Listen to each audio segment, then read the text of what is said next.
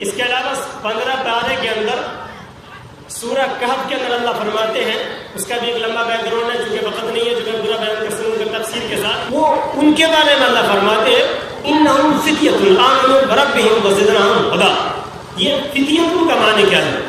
فتیہ بمعنی نوجوان۔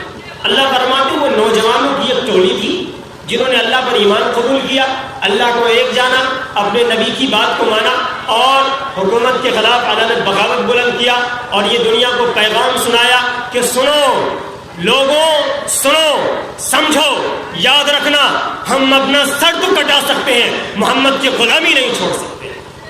انہوں نے یہ پیغام دیا کہ ہم اپنے آپ کو لٹا دیں گے، اپنی جان کا نذرانہ ایک نہیں یار 100 بار پیش کریں گے، لیکن سن، نہ کبھی غیر کے سامنے جھکے تھے، نہ جھکے ہیں اور نہ کبھی جھکیں گے انشاءاللہ۔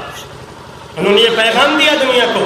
قرآن کو یہ ادا پسند آ گئی، اللہ کو یہ ادا پسند آ گئی، اللہ نے قرآن میں نازل کر دیا۔ ان نوجوانوں کی حالات، ان نوجوانوں کی یہ ادائیں اللہ کو اتنا پسند آیا، اللہ نے پورے قرآن کو نازل کیا اور قرآن میں اس نام کا سورہ رکھ دیا، سورہ کہف، جو جمعہ کے دن آپ حضرات پڑھا بھی کرتے ہیں۔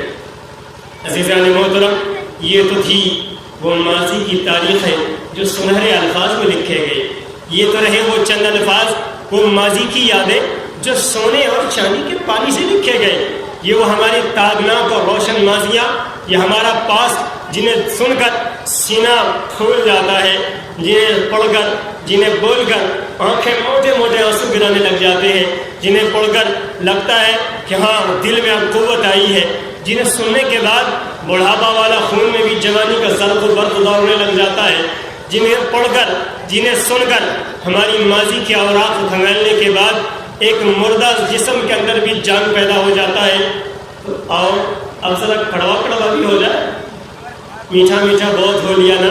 ہمارے یہاں کہاوت چلتی ہے، میٹھا میٹھا ہاں ہاں، کڑوا کڑوا تھو تھو، یہی ہے نا کہاوت، میٹھا میٹھا ہب ہب اور کڑوا کڑوا تھو تھو۔ ملے جا رسول اللہ دبائے میاں گھب سے اور جو چڑھا نیم تو تھو۔ چلو اب ذرا کڑوا سناتا ہوں۔ میری زبان ذرا کڑوی ہو جاتی ہے کبھی کبھی، میں آدمی ایسا ہوں لیکن ذرا سچ بولتا ہوں تو لوگوں کو کڑوا بھی لگتا ہے۔ چلو اب ذرا پاسٹ حال میں آتے ہیں۔